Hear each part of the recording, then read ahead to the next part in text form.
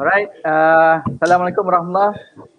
Selamat malam kepada semua penonton dan juga followers ABA Malaysia dan juga followers of our panels.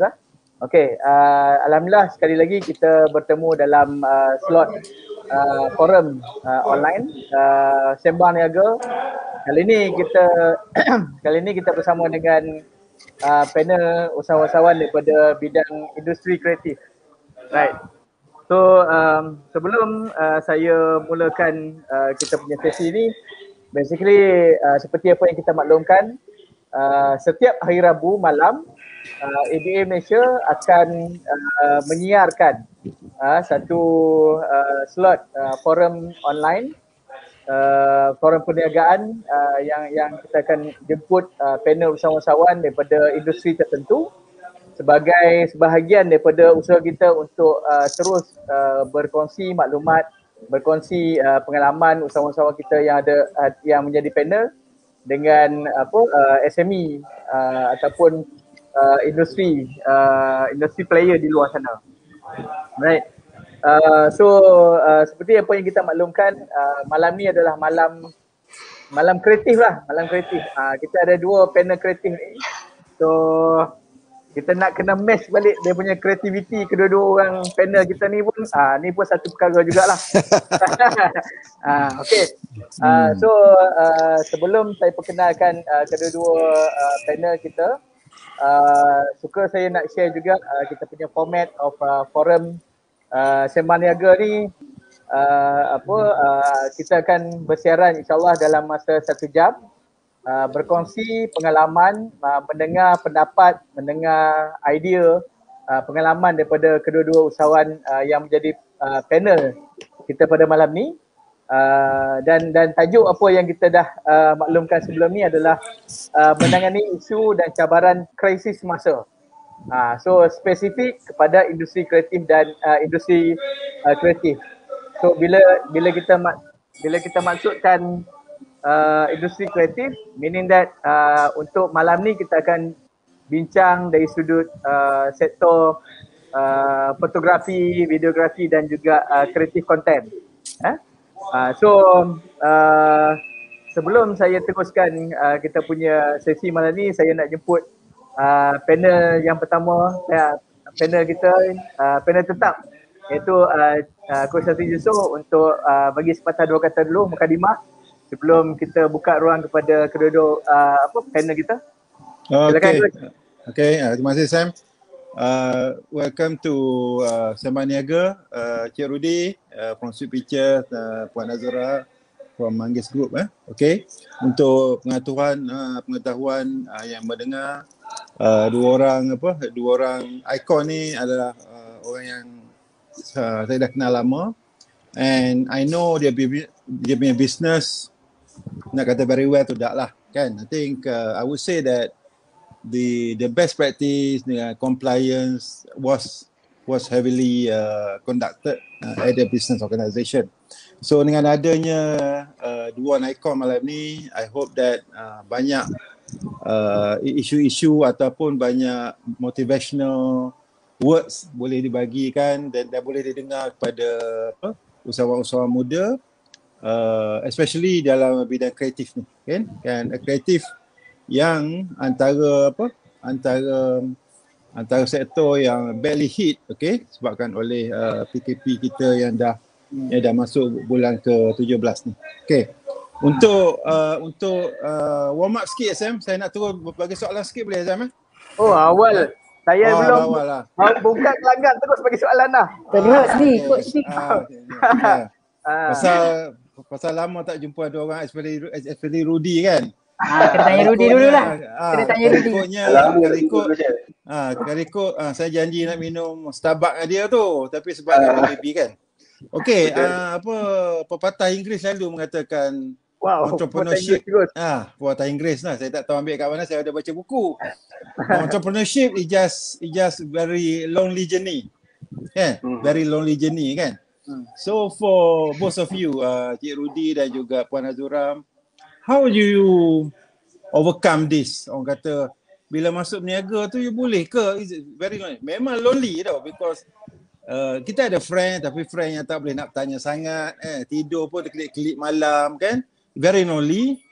Lonely tu bukannya tak ada kawan, sebenarnya susah nak share kita punya susah senang kan. Okay, jadi apa yang Cik Rudy dulu boleh berceritakan how you overcome the concept of lonely journey tadi tu.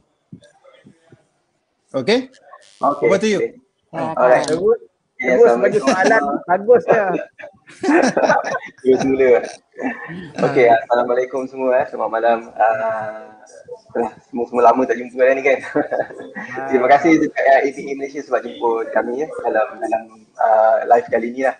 Okey, so macam the lonely journey, itu memang tadilah, especially dekat entrepreneur kan, businessman. Saya tak tahu lah kalau real businessman memang akan menghadapi masalah ni. Tak kisahlah dia ramai staff ke, biasanya ramai staff lah. Even ramai staff pun, so dia ada satu masa, ada part yang memang dapat nak share, bukan ada benda tak boleh nak share sekali sebab dia macam mana, dia macam ayam maitik lah kalau kita cakap benda lain kan. So dia macam tu. So dekat sini adalah pentingnya kalau kita ada mentor lah kan. So maksudnya first is mentor, which is mentor yang faham situasi kita lah. So maksud saya mentor yang dalam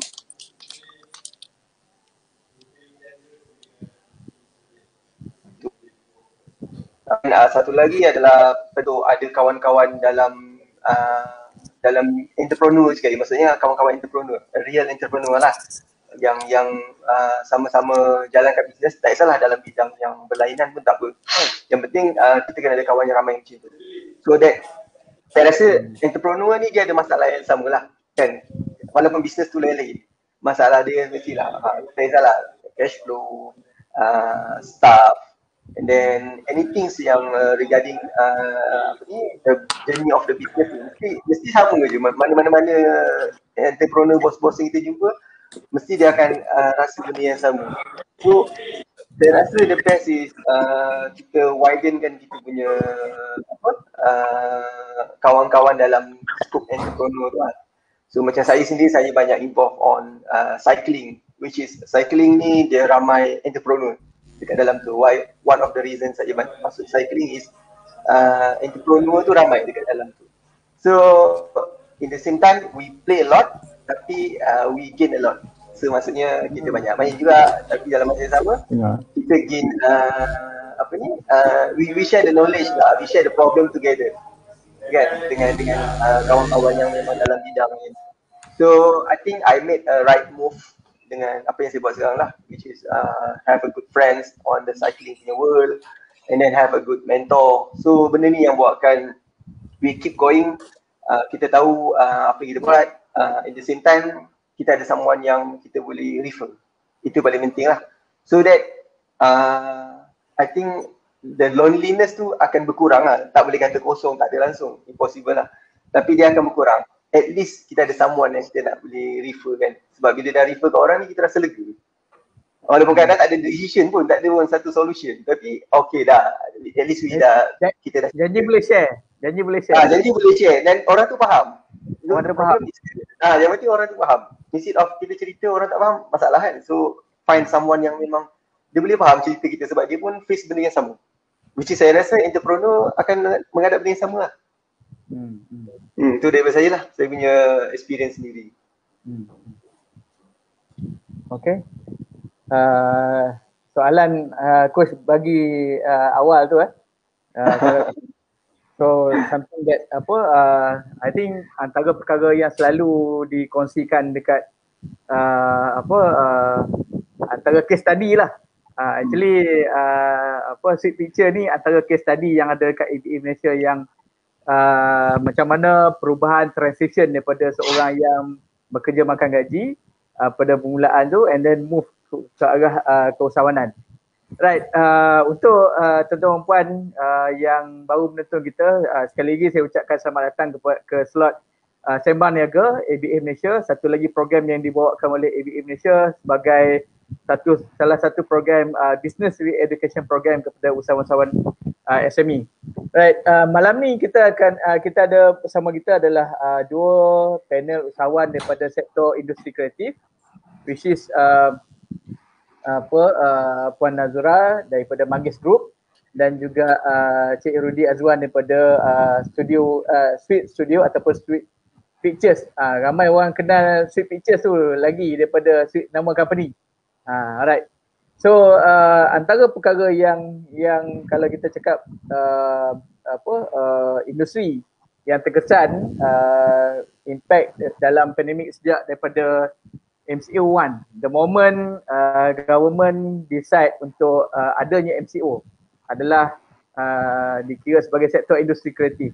Tak boleh nak shoot, sama ada shoot movie ke, nak shoot gambar kahwin ke, so itu memang dah tak boleh. Pasal melibatkan SOP yang sangat ketat kan. So to certain extent kalau saya kira dalam bisnes yang macam Sweet Pictures yang banyak terlibat dengan wedding fotografi, bila wedding tu sendiri dah dihadkan dengan tak boleh nak ada berhimpun ramai tak.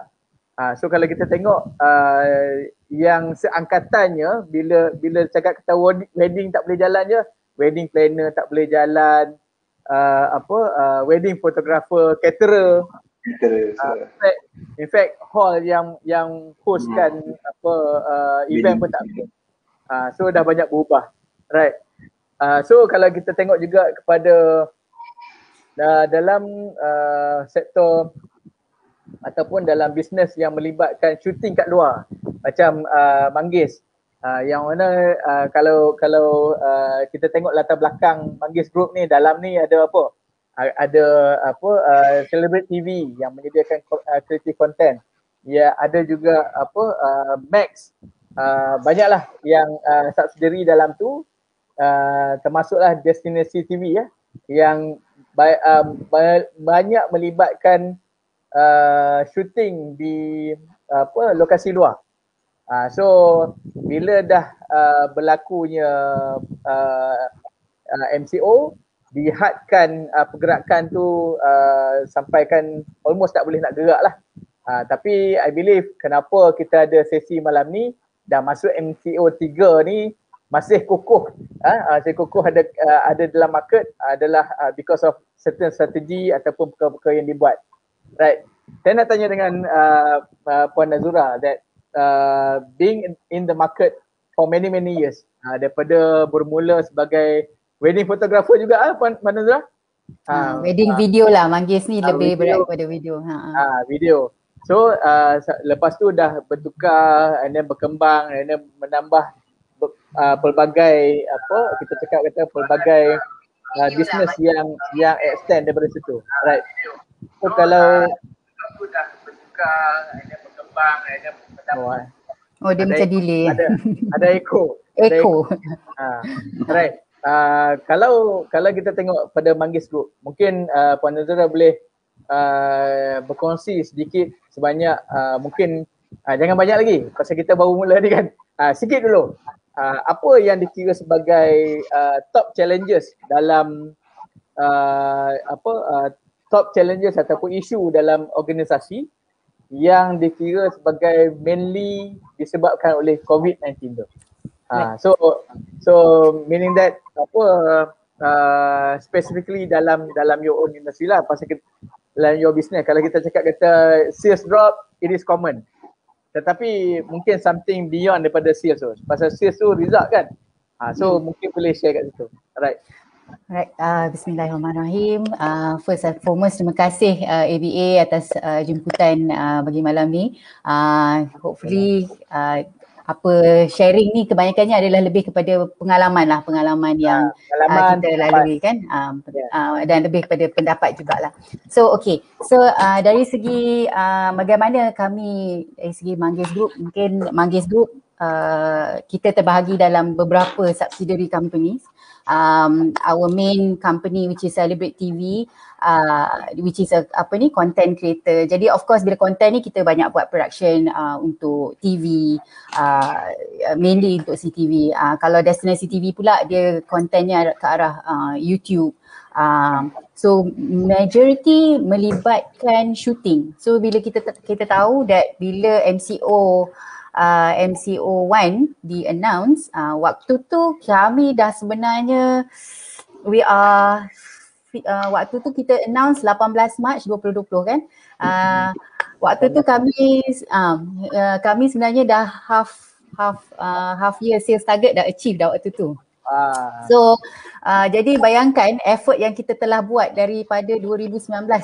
Jadi industri kami ni kerja dia kena buat lebih awal lagi. Jadi yang mana itu agak terduduk lah bila mana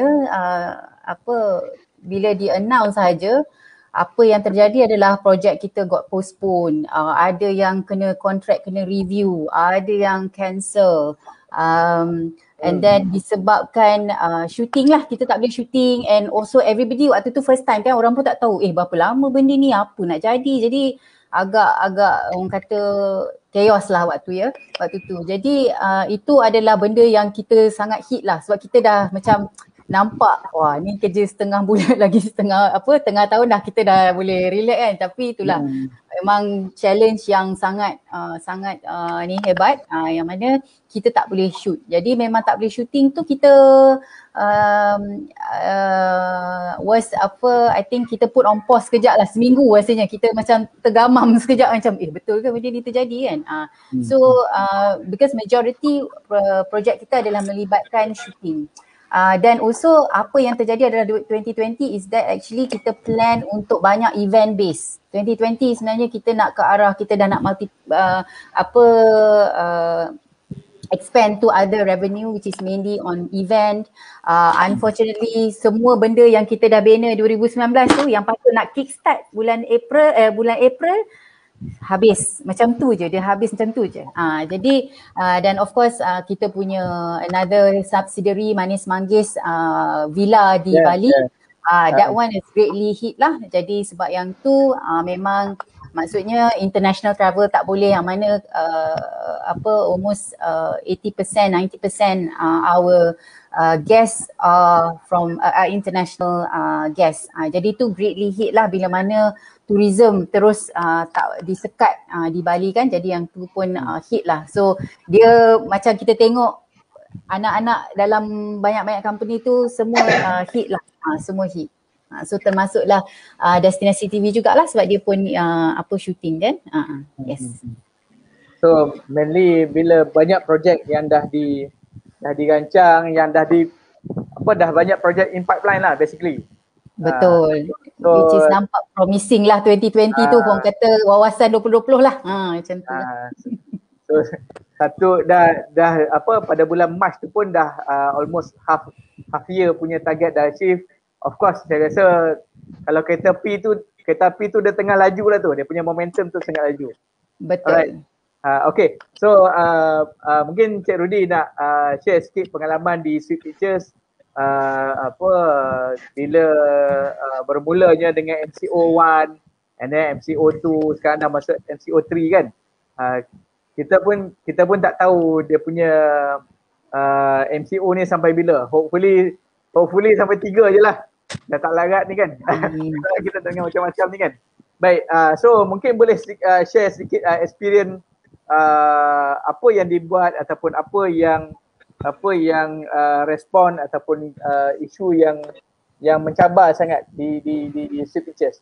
Okay, over to you Cik Rudy. Boleh ulang balik sebab tadi terputus pula.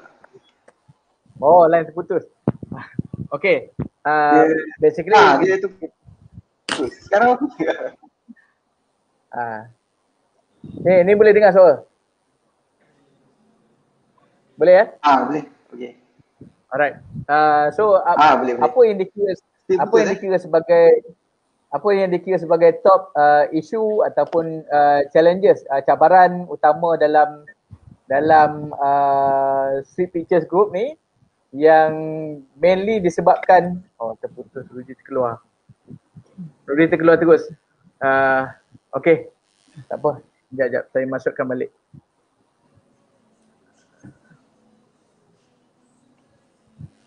Ada line di tempat Rudi ni rasanya. Okay, boleh dengar Rudi? Boleh. Sorry, saya tak tahu kenapa kan. Biasa malam macam ni lah kat sini. Malam mungkin ramai orang pakai kot area situ. Itulah duduk rumah ni semua kan. Okay.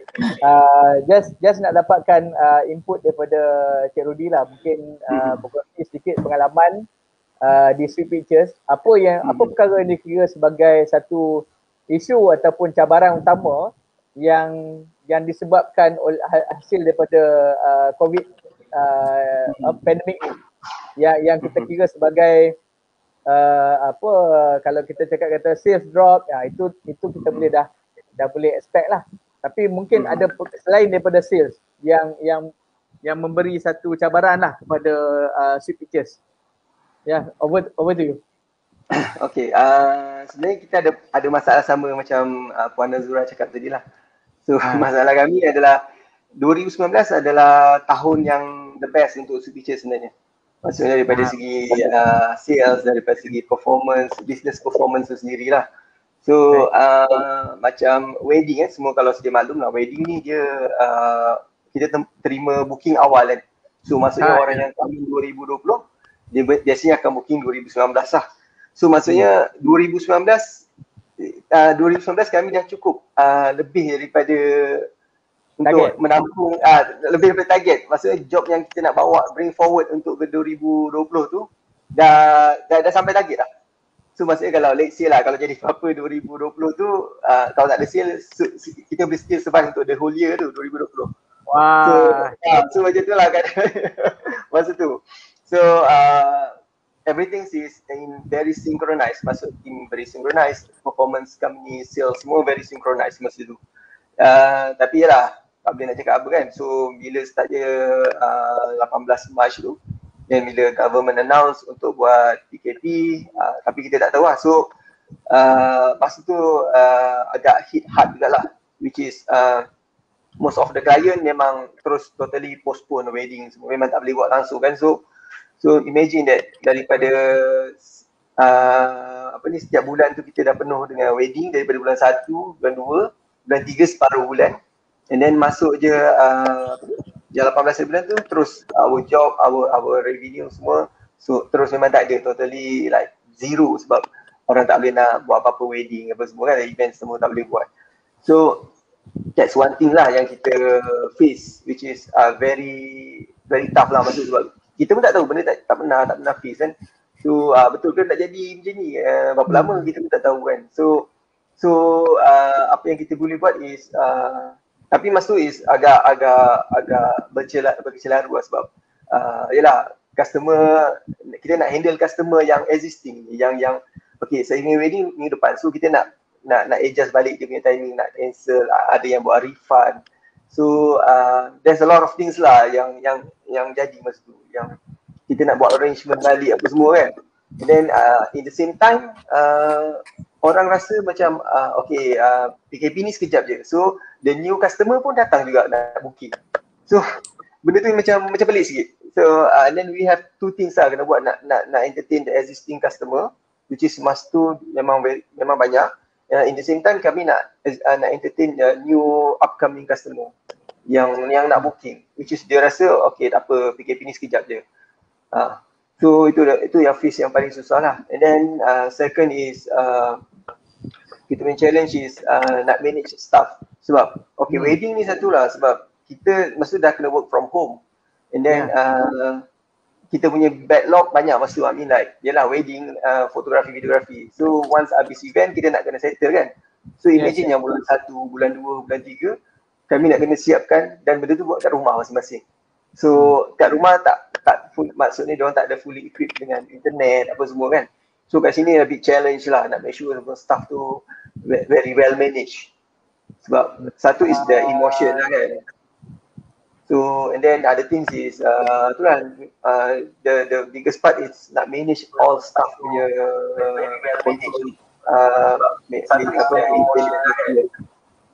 So I think it's enough actually. But we have to go through lah semua sepanjang-panjang tu. So dekat sini is yang paling besar part kita adalah to do a refund. I mean like imagine refund process yang which is memang banyak. I mean like banyak lah from month to month semua kan yang dah buat payment, full payment apa semua. So kita tak ada policy lagi sebelum tu kalau jadi apa-apa macam COVID kita boleh refund. Kita tak ada sebelum tu. So kita yelah mana ada kan kita pernah face benda tu. So it's a bit haywire lah masa tu. So from my side lah. Okay, Ali. Thank you. Satu perkara baru sebelum ni tak dia punya refund tu apa mungkin bukan satu perkara yang besar lah dalam future. Tak besar. So kalau tengok bisnes yang melibatkan kita kata forward selling yang banyak mengambil deposit dulu macam even kata catering sebelum ni kita ada antara panel kita yang sebelum ni dalam F&B adalah catering company. So itu pun antara isu yang diketengahkan lah. Untuk makluman tuan-tuan dan puan yang baru menonton kita punya slot Sema Niaga malam ni, sekali lagi saya ucapkan selamat datang. Dan malam ni kita bertuah, kita ada dua panel jemputan daripada bidang industri kreatif, iaitu Puan Nazura daripada Manggis Group dan juga Cik Rudy Azwan daripada Sweet Pictures, dan tak ketinggalan kita punya panel tetap Coach Hasri Yusof. Right. Sebelum kita ke soalan yang seterusnya, basically Coach, kalau kita kita throwback slot Sembang Niaga ni, panel yang pertama adalah Rudy. So back in 2016 tak silap saya, 2016. So masa tu FB Live pun saya ingat baru launch dalam 2-3 bulan. So dengan kerjasama daripada Promedia masa tu kita buat bersiaran secara online di FB. Okay, saya nak tanya kepada Puan Nazura. So kita gila-gila kan. So mungkin ada perkara-perkara yang saya kira dibuat dengan betul. Dibuat dengan betul sebelum daripada berlakunya COVID pandemik ni. Pasal banyak kalau kita dengar kata-kata, kita dengar komplain ke, kita dengar luahan hati usahawan-usahawan ni, banyak pinpoint kepada COVID-19 ni. Apa-apa semua dia ni tolak pergi kepada COVID. Ini semua COVID lah, kalau tak ada COVID kita okey apa semua kan. So saya nak dapatkan sedikit input daripada Puan Nazura, that apa perkara yang dikira sebagai the right thing yang dah dibuat, perkara betul yang dah dibuat di Manggis Group sebelum daripada krisis masa ni, yang membolehkan you continue sampai sekarang ni. Manggis masih boleh bertahan, masih dalam keadaan orang kata tak, dia punya chaos tu mungkin by now dah masuk MCO3, dia masih boleh lebih stable. So what are the good right things yang dah dibuat? Right. Okay. Thank you for the question. Okay, I think dia punya ada, bila kita tengok baliklah apa yang menyebabkan, bukanlah kata tak hit, tapi yang orang kata ada buffer sedikit lah. I can list 4. So satu adalah dari segi structured team. Structured team with a specific job scope dari segi and also streamline workflow. Maksudnya kita sebelum daripada pandemik ni kita dah ada structured team yang mana department berfunctionnya bagaimana, macam mana workflow mereka dan sebagainya. So as another thing is also kita bekerja, I think kita Manggis, kita Celebrate, kita pernah juga ada teams as maximum as 30 people, 35 people at one time. Good thing that what happened during 2017-18, kita bergerak dengan lebih lean. Team kita sangat lean sebenarnya. Jadi maksudnya dengan ada structured team, team yang yang padat, yang multitask, yang dynamic. I would say dynamic. Kerana bila dalam creative company ni dia kena ada orang kata satu daya kerja yang dynamic. Dia bukan buat satu, jadi dia dynamic lah. So another main important is good finance management. Maksudnya kita memahami dan acknowledge numbers, which is ni mungkin creative company overlook dari segi finance, especially finance management lah. And of course because I think I remember waktu mula-mula terjadi bila kita hit pandemic ni, I think because I'm much more creative person, so I akan cakap macam mana kita projek kita ni, and I'm much of operation, macam mana kita punya projek nak selamatkan ni, macam mana kita nak fikirlah macam-macam kan. But of course alhamdulillah I have my partner which is good in numbers, Cik Faris. So he came to me, he said let's look at our numbers. So waktu tu macam uish, masa tu lah orang kata reality checknya kan, reality sebenar. Bila kita tengok nombor tu, baru kita orang kata dari segi realitinya kita nampak the survival of the company, how long can we last. So of course benda tu important lah, sebab itulah yang sustain the company. And of course another thing, prior to this we've been with ABA long before COVID lah maksudnya. Jadi maksudnya ada third party yang melihat, yang monitor us. I think that helps us a lot. Maksudnya kalaulah kita satu mungkin dari segi finance kita pun haywire, ni bukan cakap pasal duit banyak, duit sikit tau. Ni sebab understanding your finance situation at that whatever point. So itu yang ni, sebab setengah orang ingat kau cakap, oh ni ada duit seperlambak banyak. Tidak. Duit banyak ni, duit so duit banyak pun kalau dia tak faham boleh habis macam tu juga kan. Esok boleh habis kan. Esok boleh habis. So I think those are the four benda penting lah yang kita nampak, yang mana telah bantu kita. Sebab ABA pun dah melihat kita dari sudut operation, dari sudut kita punya finance dan sebagainya, dan dah boleh, maksudnya teguran-teguran tu dah buat di awal, bukan masa tengah terjadi ni. Sebab masa tengah jadi ni dia api tengah terbakar lah.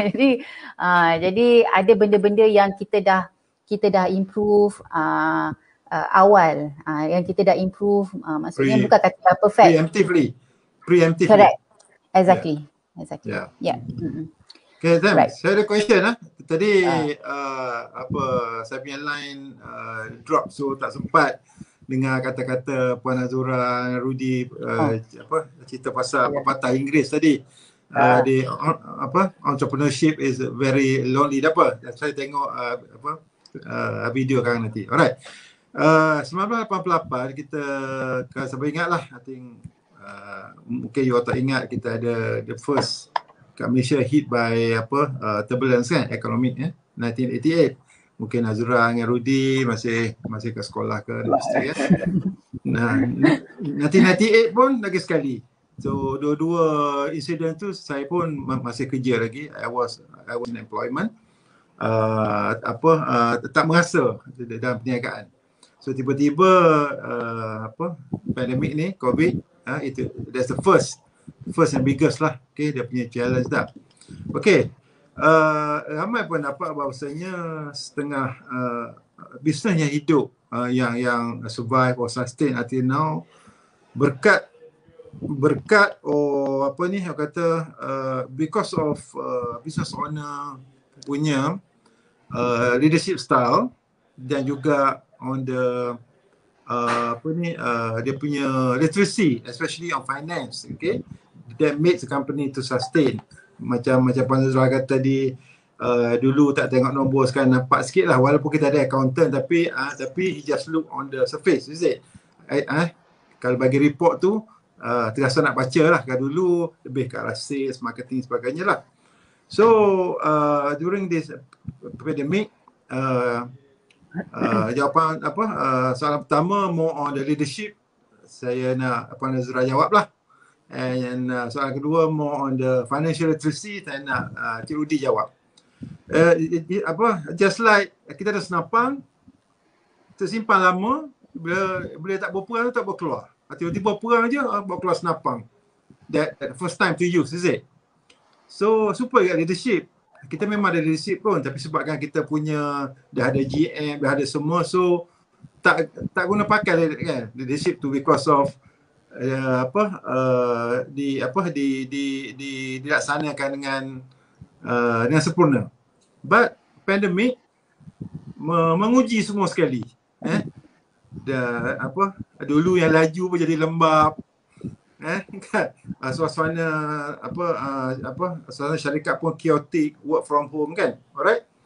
Jadi kat mana Puan Nazura indirectly use the leadership style you tu dalam overcoming dia punya proses, dia punya complain ke apa kan, dia punya pergerakan slow laju ke dekat Manggis kan. Okay, soalan nombor 2 pada Rudy adalah kat mana pula you dekat Sweet Pictures you use the financial literacy tadi tak? You punya skill yang ada tu untuk membetulkan keadaan kewangan syarikat. Okay, we go Puan Nazura dululah. Okay, it's all about leadership style kan, how you overcome that. Okay, yang sebelum ni tak kisah pun because semua bos-bos ada kan, tapi sebabkan chaotic sangat kan, okay? Tiba-tiba je terkeluar arahan tu, take over some of the work lah kan, dengan tak sengaja because of the keadaan yang memaksa tu. So which is indirectly happen lah. So apakah itu tindakan yang you buat dan macam mana you overcome situation supaya the ideal dalam keadaan chaotic. Alright, over to you Puan Nazura. Right. Okay, I think setiap daripada entrepreneur dia ada style of leadership masing-masing. Dia ada gaya yang tersendiri lah. Jadi saya punya style ni dia lebih macam ambush punya. Jadi dia memang style saya akan tengok apa masalahnya, ada nak diagnose, terus saya akan diagnose. Kadang-kadang pesakit tu tak sempat cakap pun saya apa sakit dia ni, saya akan terus pergi. Mungkin sebab background saya memang saya mula daripada bawah, maksudnya memang kita sendiri buat benda tu, kita bina sendiri tu. Jadi kita nak diagnose dan I punya I ni is all about getting the shit done. So that's my motto sebenarnya. Get the shit done. So jadi apa masalahnya, sebab I think at the end of the day kita apa niat kita sebenarnya. Niat kita nak betul nak apa yang kita nak achieve from any actions. So dia punya ni adalah lebih kepada rectifying the issues, and I believe setiap leader ada kekuatan dia masing-masing. Sebab tu if you see Manggis Group, we believe in partnership, we believe in collaborating with other parties. So maksudnya kita tak kata that I'm the best leader, I am the only yang boleh bawa ni, tidak. Kita believe in that. Cuma kadang-kadang setiap orang, saya ada kelemahan, sebab tu saya ada strong partners with me, so that jadi kita fokus pada strength, we focus on the strength of our team, of our leaders maksudnya. So in Manggis Group it's all about building another leaders. Jadi another leaders dia ada the strength, dia ada weaknesses, and we have to acknowledge this, and there's nothing wrong of acknowledging our weaknesses pun sebenarnya. Tak ada masalah, itu kita manusia, memang tu orang kata memang dah lahir macam tu. Tapi apa yang setiap daripada leader ni dia ada strength, jadi strength tu lah yang digunakan untuk rectify. Sebab setengah orang macam mungkin saya dari segi saya boleh faham dari segi sudut nombor, tapi Cik Faris lebih pakar, lebih tahu lagi. So dia akan ni. So I might be good in operation. Saya lebih cepat nak diagnose macam mana nak ni. Jadi so if everyone understand the goal of this, why are we facing this, then I think orang kata then it would be orang kata kita akan embrace dan digest benda ni secara terbuka, sebab leadership is different, berbeza, dan capacity kita masing-masing pun berbeza, and which is fine, there's nothing wrong with that. So sebab itulah kita ada kita kongsi kekuatan masing-masing supaya kita jadi lebih kuat. So I think itu the important thing is to know what's the goal, apa goal kita, kenapa kita buat benda ni. So if we understand why are we doing this, for what, then I think dari segi itu kita faham yang akhirnya benda ni adalah untuk kebaikan bersama. Then itu je lah mungkin. Sometimes it takes time for people to embrace benda ni. Thank for the answer. Kadang-kadang kita sebagai so-called big boss ni staff kita nak tengok ataupun kita dalam keadaan pressure untuk buat keputusan, kan, because of keadaan yang terkejut macam ni lah. Tapi untuk yang not ready dengan so-called very good leadership tu, dalam keadaan pandemik ni, dia boleh memudaratkan syarikat ke atau tidak? What do you think? Interesting. I think I baru je tengok last week je Facebook thing live on leadership. So dia punya, the important thing is, one thing is about clarity sebenarnya. Clarity of kita ni nak ke mana, and of course dengan pressure yang chaos, you buka IG, you buka Facebook, semuanya all this ni kan. Tapi at the end of the day, kita dalam bisnes kita ni, kita dalam journey kita yang sendiri kan. Tak ada orang lain, dia memang lonely journey. Memang dia lonely journey kita je kan, jalan seorang-seorang dalam journey ni kan, tengok belakang ada orang, sekali tak ada orang kan. So I think the clarity is very important, and sometimes we may lose focus and whatnot. It's always about resetting your mind, and also kadang-kadang ni pun baru tengok movie kat Netflix juga ni, dekat Green Book. So dia cakap genius is not enough. It takes change, it takes courage to change people's heart. So sebenarnya kita terror macam mana pun. So terror lah. Saya ni kreatif gila, Faris terror lah kira, Fauzi terror lah technical. At the end of the day, it's all about that courage. It's all about the courage, and this is the essential things. Essential, orang kata yang benda elemen yang penting yang kena ada dalam entrepreneur. The courage actually untuk change, macam dengan keadaan sekarang, tiba-tiba berubah bisnes, nak kena tukar, nak kena tu. Courage tu lah.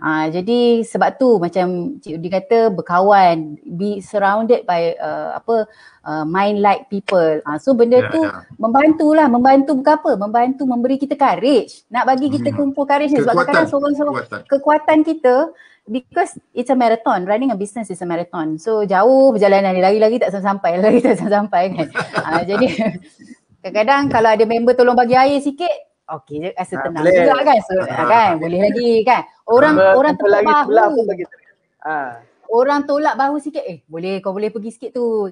Pun dah rasa kuat sikit. Rasa so tambah tenaga. Betul.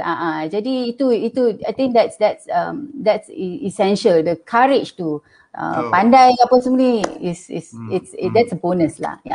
So basically we no need to be a brilliant guy dalam business. Okay. Nak kena courage tu sentiasa berkompeten. Okay, thank you Nazra. I think tadi Cik Rudy pun dah cerita pasal refund, financial management lah. So I nak skip sikit lah. I suka cerita the same topic macam Puan Nazra tadi kan. How you overcome, because as a boss, semua staff tengok, kita nak buat apa bos? Kita nak buat apa kan? Okay, tension juga jadi bos kan? Okay je. Jadi kat situlah terujinya sikap-sikap leadership kita lah sebagai seorang not just owner tapi business leader kan. Okey, jadi kat sini apa yang sesuatu yang tak dirancang, okey, tiba-tiba je just bullet keluar out of your pocket dalam membuat planning just because to save the company, to make sure that the company to afloat dalam keadaan pandemik yang kita dah masuk ke bulan ke-17 ni kan, which I would say that dengan bangganya Rudy can say that we are now survive sampai sekarang because of course Tuhan yang bantulah, tapi planning yang dibuat, it could be that planning tu inherited sebelum pandemic lagi tau, kan? Sebab dia rutin, okay? And ada juga mungkin planning tu dibuat masa pandemic, kata. Alright? Nabi Rudi boleh explain sikit, boleh kongsi untuk rakan-rakan pendengar kita. Alright? Okay, thank you coach. First thing first is sebenarnya dalam business is most important is macam mana we manage our financial lah. So that the most important for me, that's for me lah. Itu yang saya sentiasa jaga daripada dulu lagi, means that from day one on the business lah. So maksudnya walau macam mana sekalipun, I mean like our marketing is good, our operations, back end, everything is good, but it's back to the basic, the foundation. For me, the foundation is still macam mana we manage all the cash flow, all the financial side, which is itu adalah segalanya untuk company to survive, kan? So for me, there's no point kalau kita punya strategi marketing orang kenal memang wow, tapi end up at in the end is macam mana kita nak survive lah, day to day, month to month, to pay salary. So we don't talk about like next year, next 2 years, but it's like next month to month lah, macam mana how to survive. So that's important to manage all our financials, because I can say I'm very good at managing my own company punya financial lah. I mean in my own terms. Okay, in my own terms, how I control all the financial punya side.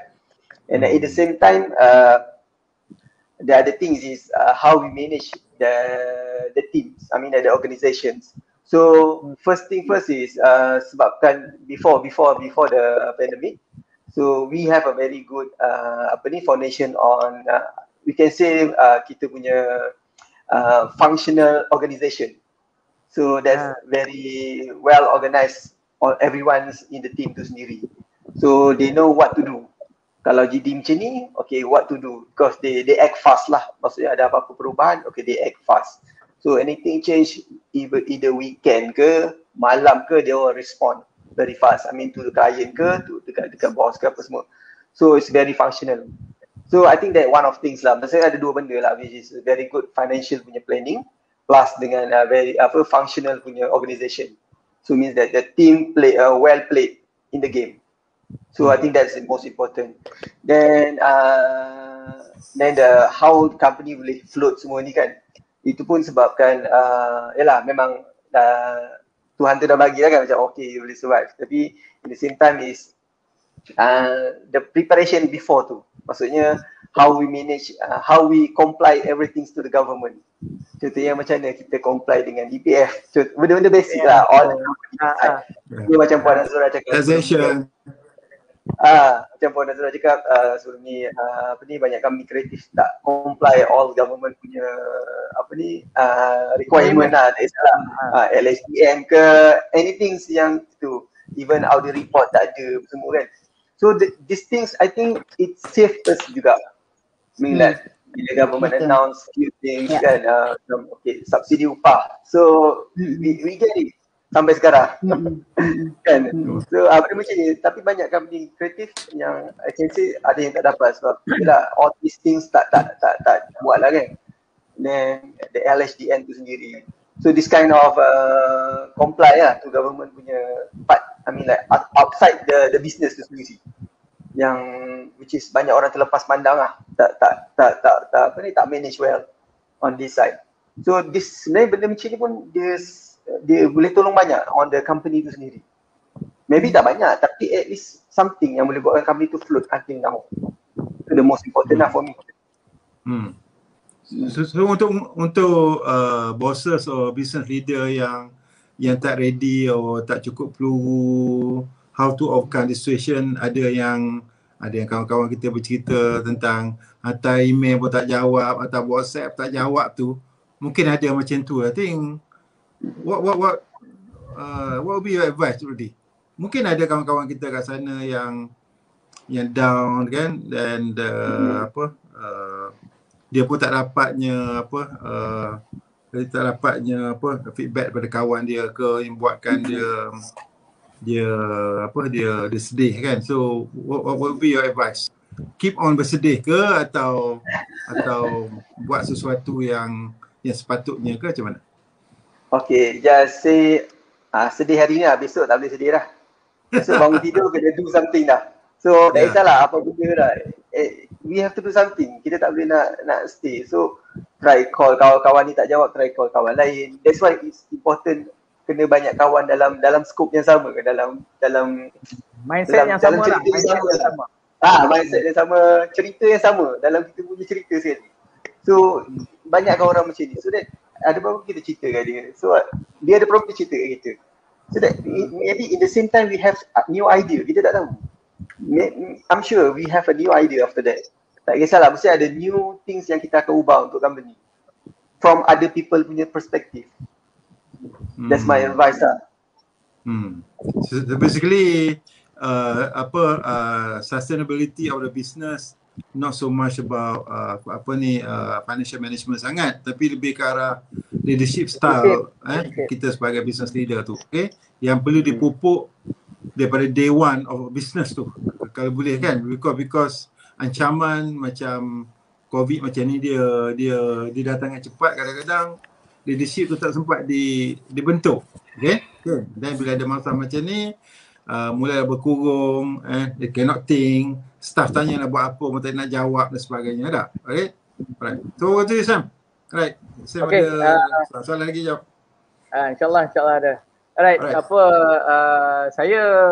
Saya nak continue daripada apa yang Puan Nazura dengan Cik Rudy mention tadi. So apa yang saya extract daripada jawapan yang bagi tadi, both of you contribute success of company tu kepada team, kepada team yang ada sekarang ni. So kalau kita dengar dekat Puan Nazura mention about adanya structured team. So team yang dah tahu dia punya kerja-kerja, dah tahu boleh dah standby in case kalau ada perlu bergerak ke arah macam ni, they have the knowledge, they have the initiative to do that. So sama juga dengan apa yang Cik Rudy mention tadi, functional organization. So I think I believe kedua-dua usahawan yang kita ada, panel yang kita ada malam ni contribute company kejayaan dan ability to sustain sampai sekarang kepada team yang ada. Alright. So saya nak take up some point daripada apa yang kita dengar hari-hari, and then in fact tadi pun Coach Yasir ada juga highlight sikit perkara tu, which is dalam keadaan bila satu syarikat tu go through dalam krisis yang ada sekarang, ada banyak juga syarikat yang kita kata dia tak mampu bertahan dari segi kekuatan tim dia. Dia punya staff ada yang dah down, yang kalau kita kata kalau awal-awal dulu bila cakap kata work from home ni, dia terus kalau saya petik Coach Yasir cakap, sleep at home, bukan work from home. So kesian untuk company yang macam tu. Tapi I think by now dah masuk bulan ke-16, banyak organisasi dah berubah.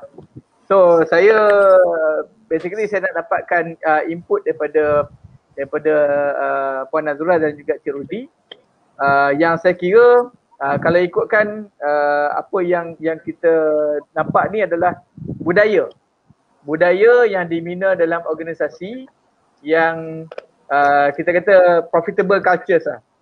Budaya yang bagus yang diterapkan dalam syarikat. So mungkin Puan Nazura boleh share dulu apa yang kalau kita cakap kata values ataupun nilai-nilai utama yang ditekankan sangat dalam memastikan positive culture ni continue daripada you mula dulu sampai ke sekarang. Mungkin benda ni ke depan pun kita akan ada juga jadi dalam Manggis tu. Right, okay. Thank you Coach. Dari segi memang sebenarnya dari segi kami ni punya daripada zaman Manggis dululah. Manggis is always about teamwork. From day one it's always about teamwork. And mungkin dari segi yang tak tahu Manggis, kenapa nama Manggis, so it's kalau berapa tampuk Manggis di luar, macam tu lah dalamnya isinya. Isi di dalam. Isi di dalam. So it's what you see, what you get. It's all about honesty. So it's something yang kita sangat berpegang dengan benda ni. Jadi kita dalam proses kerja, the teamwork and what not. So it's very important to be, orang kata, as transparent as we can to the team, so that they are orang kata well informed. They are well informed tentang situasi kita bagaimana dan sebagainya. And of course value kita memang, kita kalau di Manggis group ni kita ada 5 value kita lah. Kita is about nurturing, so kita always make sure that team kita di nurture, bukan hanya datang dia tak ada boleh orang masuk Manggis ni masuk macam tu, keluar pun macam tu. Itu tak boleh terjadi. Dia mesti grow. It's all about nurturing. Integrity, bagaimana kita bekerja and collaborate. So we collaborate with internally and external. Enthusiasm, buat kerja kena semangat, buat sehabis baik. Macam pengakap lah kan. Sebab saya memang budak pengakap dulu. Jadi girl guides lah, pengakap. Girl guide.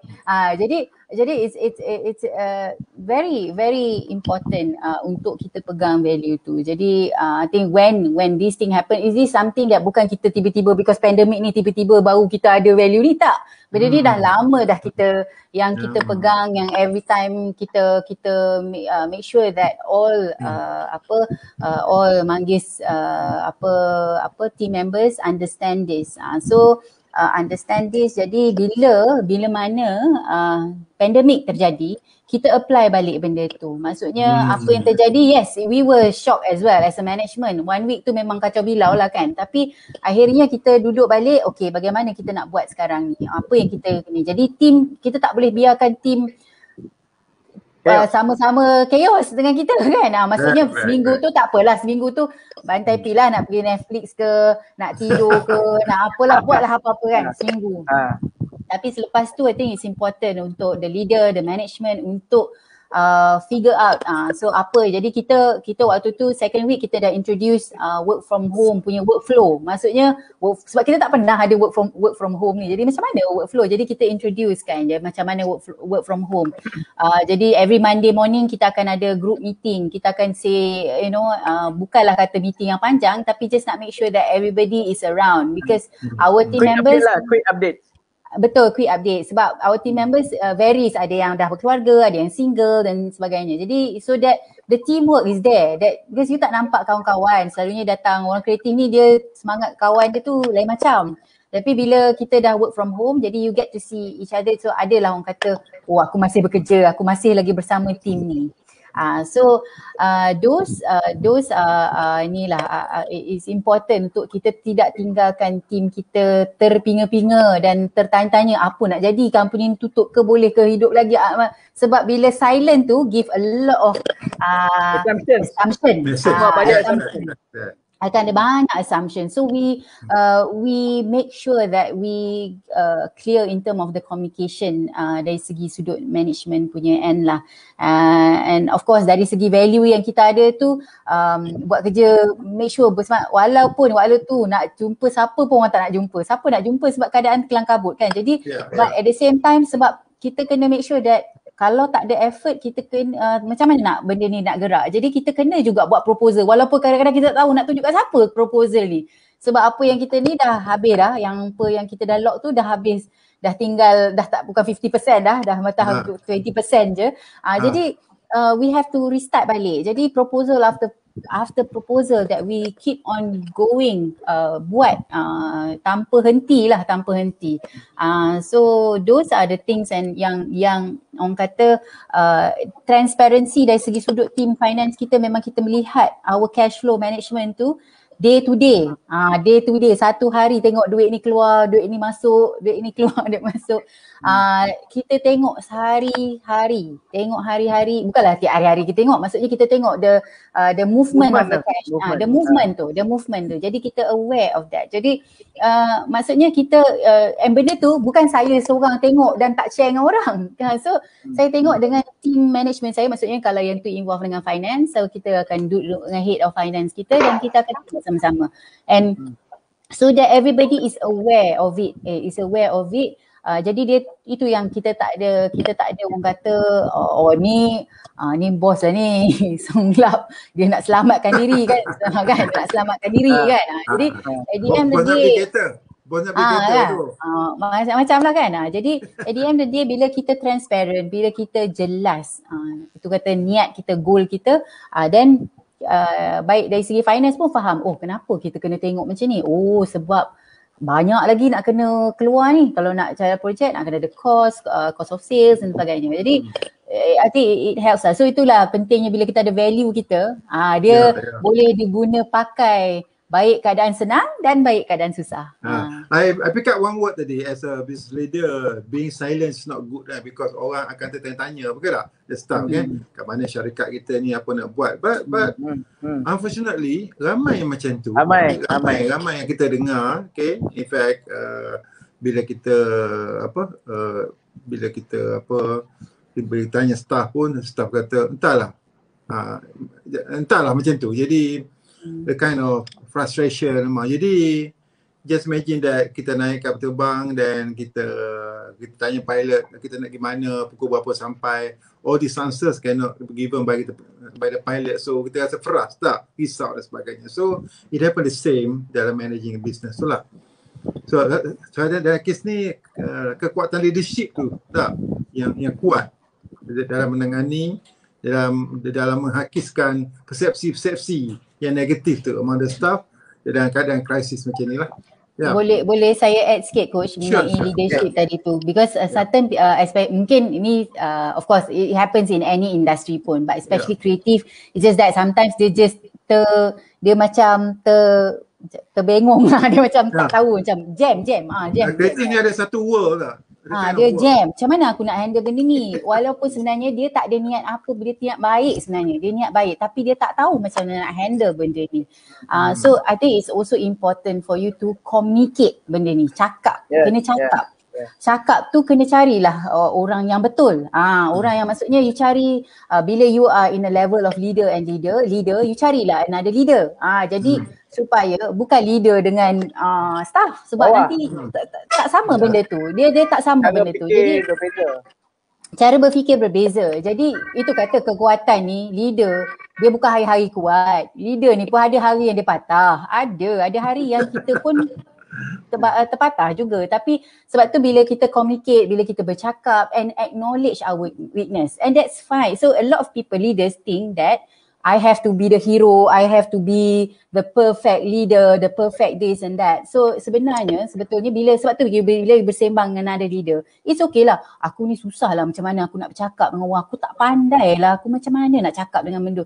Acknowledge your weakness. So that member tu boleh tak apa, kau kalau bila kita cakap dengan orang ni, lagi banyak kita cakap, nanti orang tu macam kau try lah cakap macam ni, kau ni. Jadi sebab niat orang yang diam tu bukan niat dia nak tipu orang.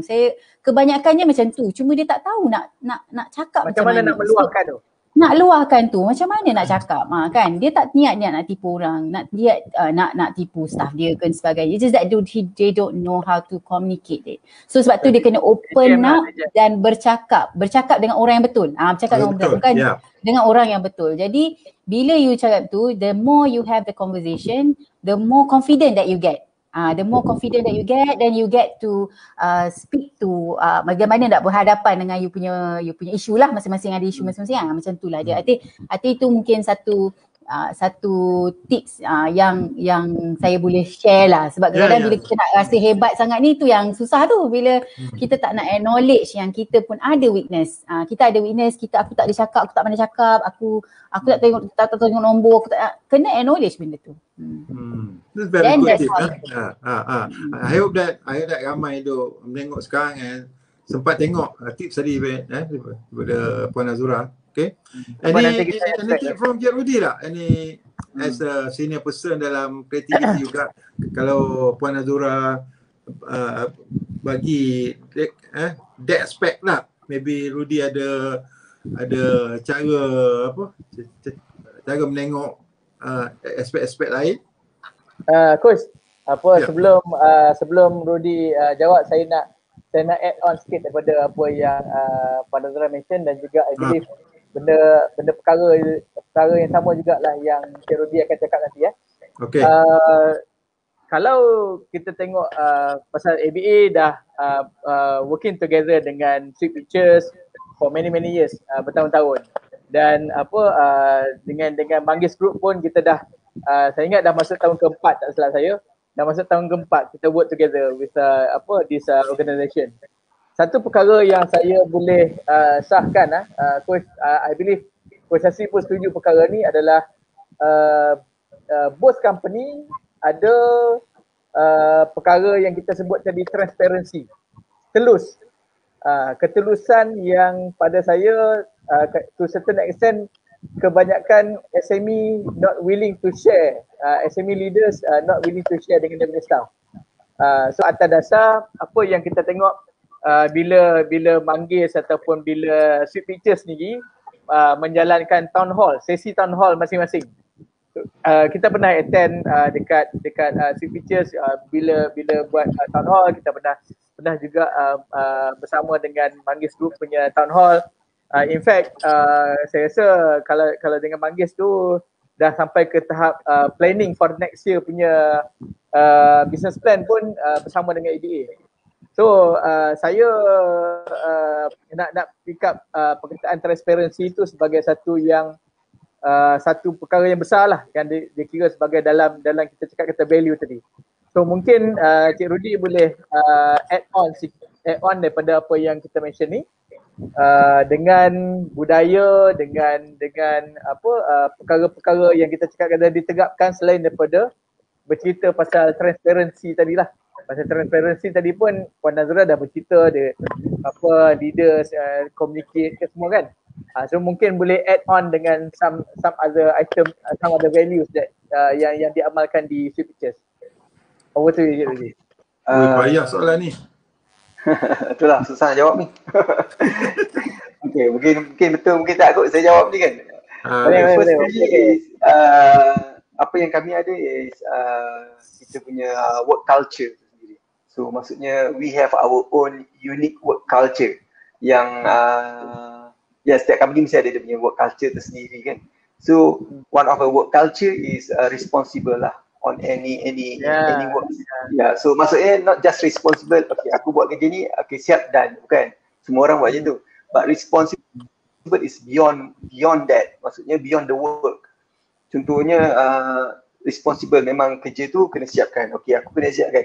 Tapi nak siapkan apa dia punya the next action.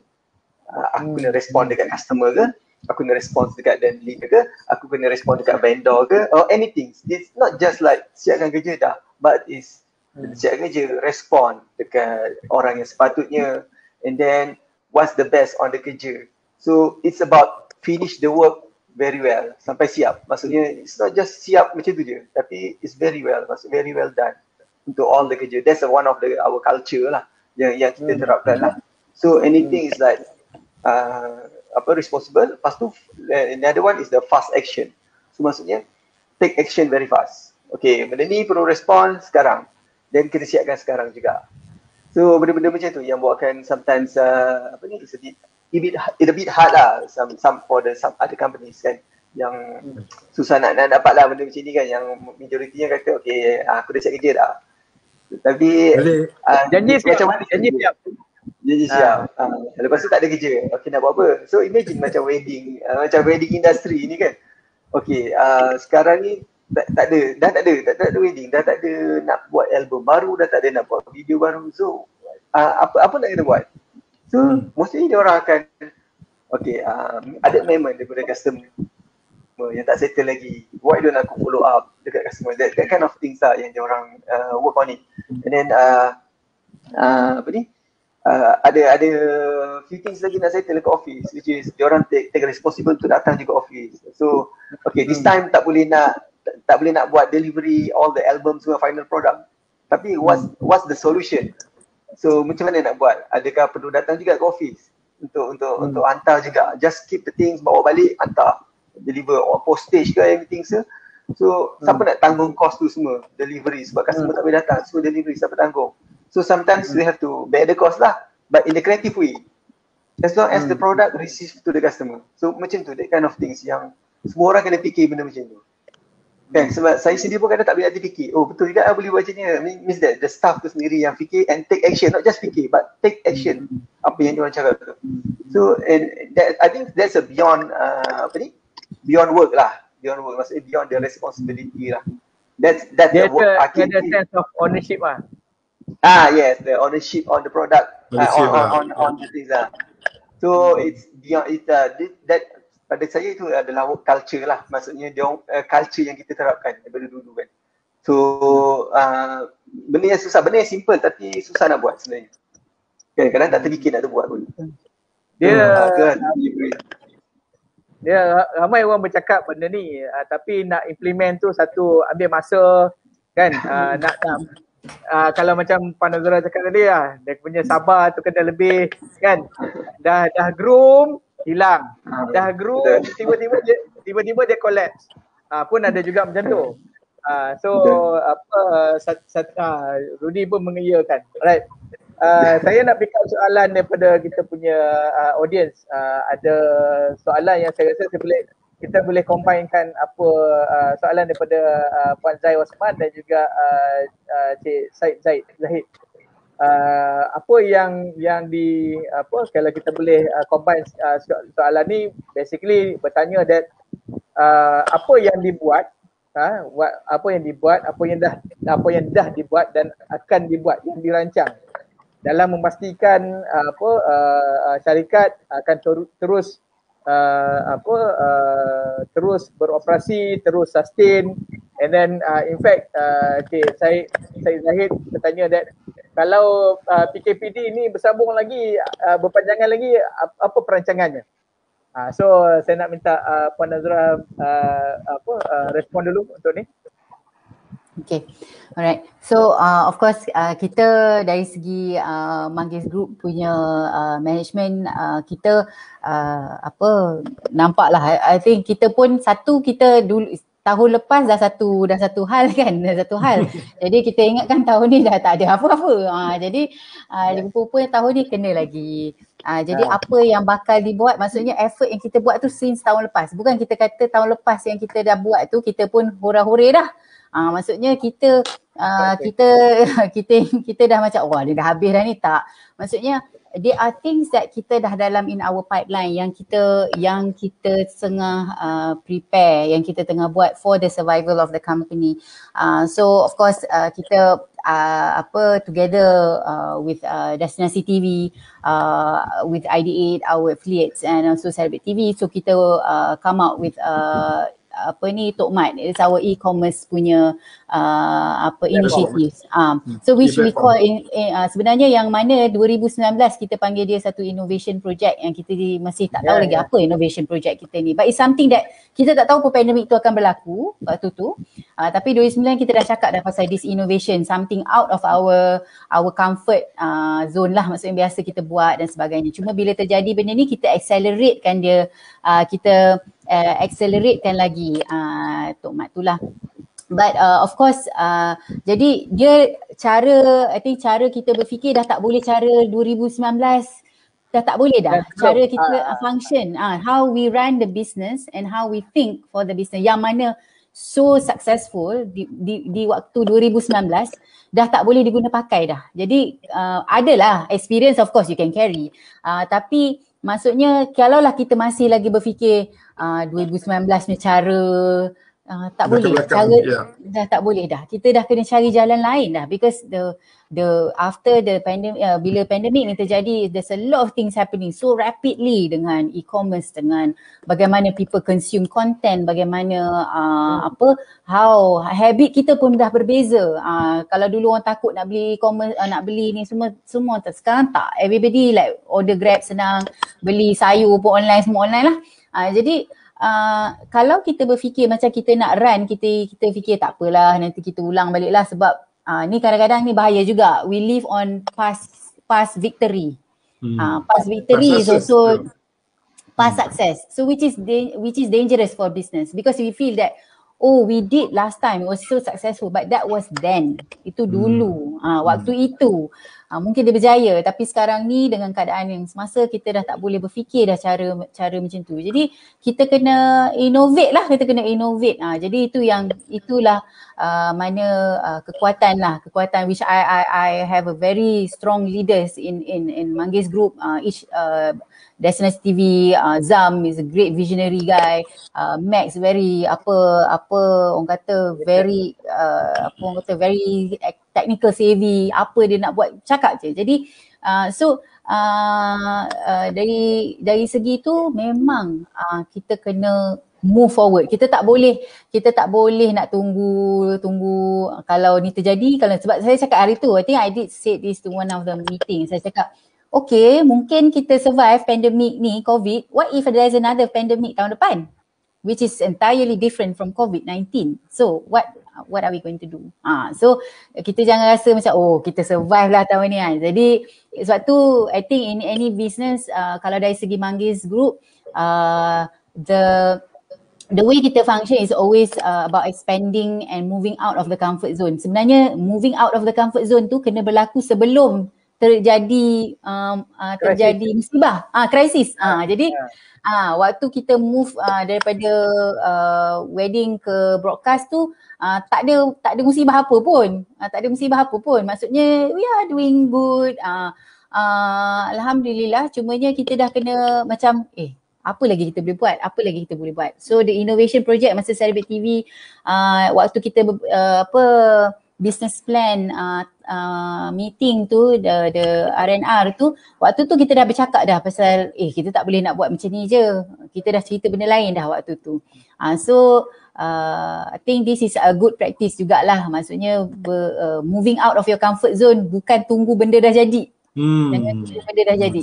Sebab bila dah jadi tu dia dah cerita lain lah kan. Tapi kurang-kurang, but it change dengan keadaan yang so uncertain sekarang ni. PKPD ni bila habis kita pun tak tahu kan.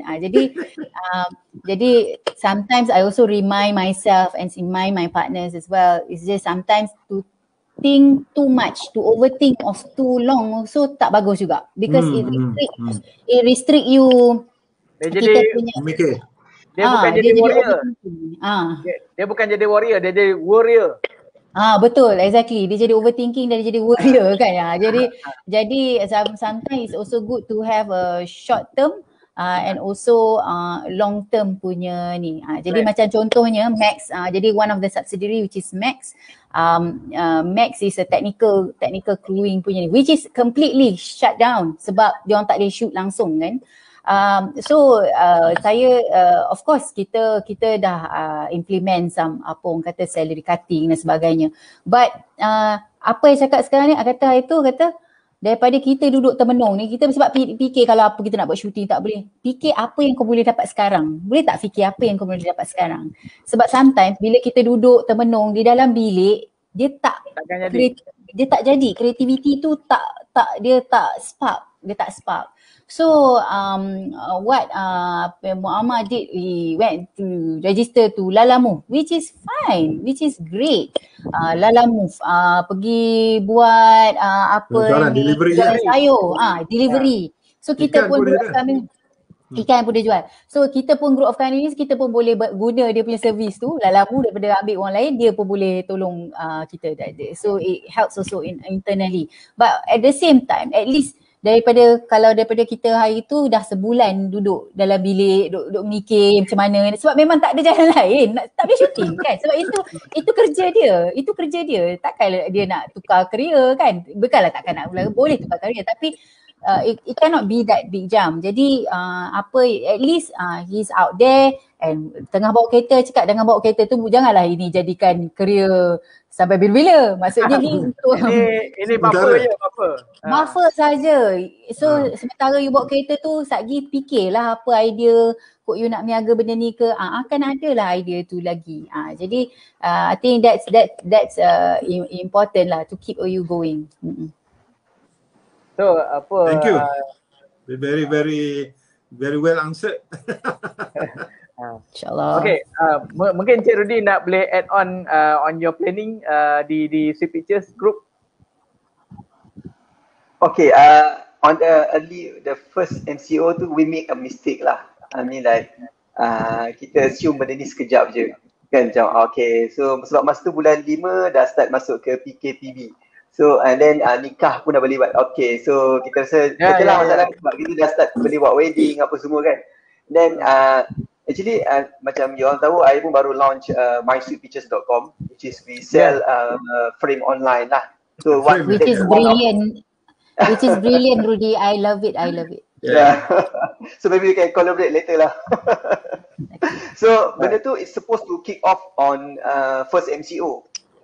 Tapi I put on hold because okay, kita nampak benda ni tak apalah, ni tak ada effect lah kan sangat ni kot. Sebab wedding still ada. And then in the same time I have an idea to run a F&B business, which is very well done lah until now sebab dah almost a year.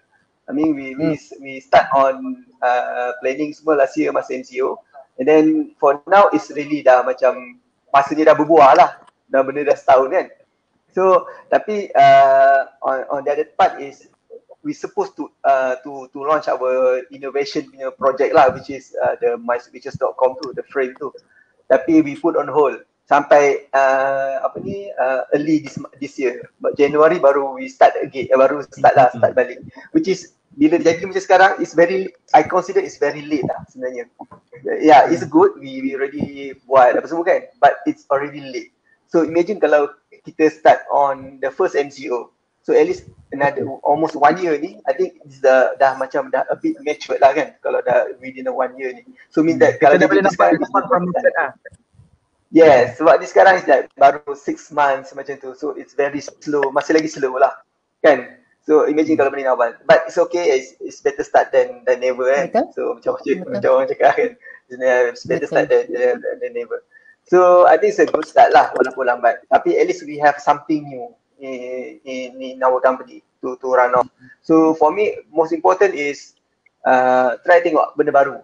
Sebab for me bagusnya ialah semua orang tak suka lah pandemik ni, tapi the bagusnya is kita stop sekejap daripada kita punya busy punya sebelum busyness kan. Busyness. The busyness tu kan, sebab kita sebelum ni okay kita dah buat ni banyak projek apa semua sampai kita lupa mungkin ada projek baru yang lebih bagus. So at least the buffer time sekarang ni, it's the best time untuk kita fikir what is the next project yang kita boleh fikir dan kita boleh launch dengan secara aman sebab mungkin tak busy sangat sekarang kan. So kita guna masa ni is to prepare to the better. So masa kita dah prepare semua the things, at least macam sekarang okay kita dah boleh launch. So at least ada kita dah nampak ni progress apa semua kan. So this is a good time lah sebenarnya untuk kita try new things. Tak kisahlah any entrepreneur boleh cuba kot, tak kisahlah any industry semua kan. This is the best time untuk tengok balik apa benda yang kita boleh ubah sikit business kita ke, pivot sikit ke apa ke untuk get a new things. So we done it dengan the project yang baru kita buat ni. And then in the same time on the cash flow side kita save sikit sebab we have the franchise business yang it save a lot lah on our cash flow semua, which is for us is very good planning from style walaupun totally different masuk different industry, masuk F&B apa semua kan, but it's a good things lah. That bila jadi balik macam ni kan the MCO, so okay, so we survive because one of the things is ada benda yang macam tu yang support us during the bad time macam sekarang ni. Okay. Right. Okay, kita sebenarnya kita dah exceed kita punya time tu, tak apa. So sebelum kita selesaikan majlis malam ni, basically antara keywords yang saya pick up daripada pukul 9 tadi sampai ke sekarang dah almost 10.30, antaranya kalau kita cakap yang kita dengar tak lari daripada transparansi satu.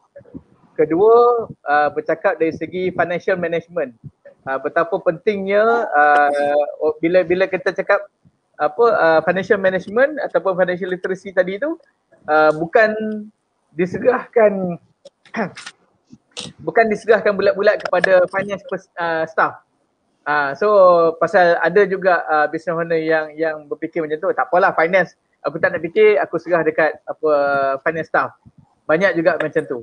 Tapi kalau pick up balik apa yang Puan Nazura dan juga Cik Rudy mention tadi, walaupun kedua-duanya bukan berlatar belakangkan business ataupun finance, apatah lagi accounting, tapi kehendak ataupun atas dasar rasa perlunya mengetahui kedudukan kewangan syarikat dengan perancangan, dengan mendengar update, dengan kalau kita pick up kita dengar tadi Puan Nazura kata kalau sebelum ni mungkin sebulan sekali tengok. Sekarang ni almost setiap hari tengok. So report yang cepat, report yang accurate. Right.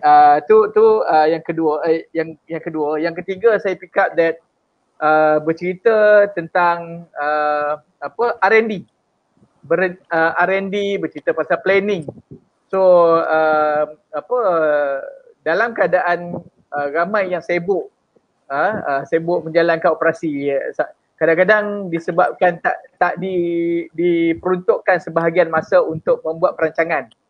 So menyebabkan bisnes tu berjalan macam tu saja sampai terlepas peluang, mungkin terlepas masa. Sedangkan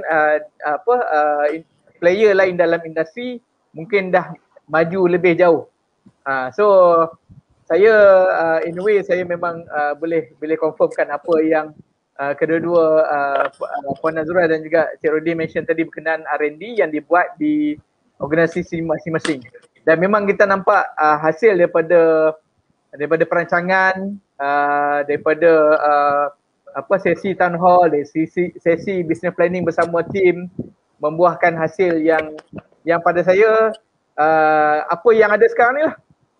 So otherwise mungkin kalau tak ada dibuat kalau dekat Manggis tu R&R tak dibuat sesi tu, mungkin bisnes berjalan macam biasa, tapi kita tak tahu bila yang nak dibuat inovasi baru, bila nak dibuat lonjakan dalam teknologi ataupun sistem dalam bisnes di Sri Purchase contohnya. So saya ucapkan tahniah kepada kedua-dua panel atas dasar kalau kita tengok dah bertahun-tahun dalam market, kekal relevan dalam industri. And then kalau kita cakap kita jenama tu memang dikenali di kalangan target market lah. So sebelum kita selesaikan, mungkin Coach quick one closing, quick one Coach sebelum kita selesaikan. Alright. Okay, banyak ni saya suka transparansi lah yang sebut kan. Okay, research and development tu is benda yang sepatut jadi expected kan. Tapi transparansi ni tak semua orang suka bercerita dengan syarikat, bercerita dengan keadaan kewangan syarikat dan sebagainya dah. Okay, then masih ramai that financial statement staff tak dapat tengok kan, pasal dia kata ini adalah hak syarikat, sedangkan dia pergi untuk syarikat. Forget about corporate lah. Corporate memang gitulah, kalau every month semua dapat tengok kan, tapi semua business ni dia ada limitation sikit. So dekat sini most of the companies menggunakan pakai this technique dengan being transparent to all the staff, okay, especially on the financial matters kan. Jadi tak dia dilihat sebagai nak sembunyikan amount expenditure sebagainya. I think that's the satu yang saya pick up malam ni. Seharusnya sewajibnya kalau kita tak nak masuk dalam golongan bad statistic, kalau adanya COVID satu lagi adalah dengan terus terus melaksanakan transparansi sistem syarikat kita. Walaupun kita kata staff tengok apa yang kita buat dengan duit, tapi itu sebagai pada teamwork bagi saya tak. So basically teamwork is not just makan nasi kerabu ke nasi belauk setiap hari Jumaat. Bukan. It's more than that kan. Bukan setakat baca Yasin hari Jumaat. It's more than that. Tak? Dia menengok dengan financial, dengan expenditure kita, dengan income kita sebagai satu teamwork. So I think I would like to congratulate the both of you for the guna pakai transparency as part of the profitable culture. Macam mana you tertanam profitable culture syarikat tu. It could be that benda ni adalah satu antara faktor-faktor utama atau faktor-faktor yang kuat yang buatkan adanya both organisation sampai sekarang. Okay, which I believe that young generation yang nak berkecimpung dalam creative industry, wedding photographer dan sebagainya, patut melihat apa yang dipraktikkan apa yang dipraktikkan daripada awal especially. So saya pun nak ucapkan tahniah juga terima kasih kepada Puan Azura dan juga Rudy kerana meluangkan masa. Janji sejam saja lah, tapi dah sejam lebih okay. Mungkin dah short mungkin ada nak tengok Netflix pun dah kira terbatal hasrat tu kan. Okay. So terima kasih lagi sekali for being part of kita punya program.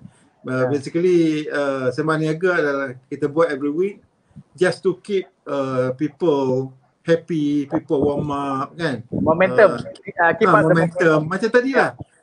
Lonely journey tadi tu kan, tak ada kata yang bilik kan, itu baca macam tu, sebenarnya gitu. Jadi saya rasa itu satu contribution yang dekat EBA yang buat ni, mengharapkan bahawasanya adik-adik yang ada dalam ni tu dah boleh duplicate kat mana-mana lah. So saya seru dan usahawan baru dan juga yang lama yang bersikap macam you kata tadi lah, tak communicate, dia anak bilik dah, okay. Buat apa yang patut as a business leader supaya tadi nampak kaki tangan kita sebagai satu bos yang lemah, satu bos yang tak berupaya, especially during the crisis ni. Yang rata-rata boss always menyalahkan staff because we are the boss kan. Macam kita nak salahkan kita tak? Tapi staff boleh menengok sebagai bos kita yang tak boleh bagi arahan, tak boleh bagi panduan, tak boleh bagi arahan lah macam tu. So the best organisation is always orang kata kumpulkan sekali and buat keputusan macam tu.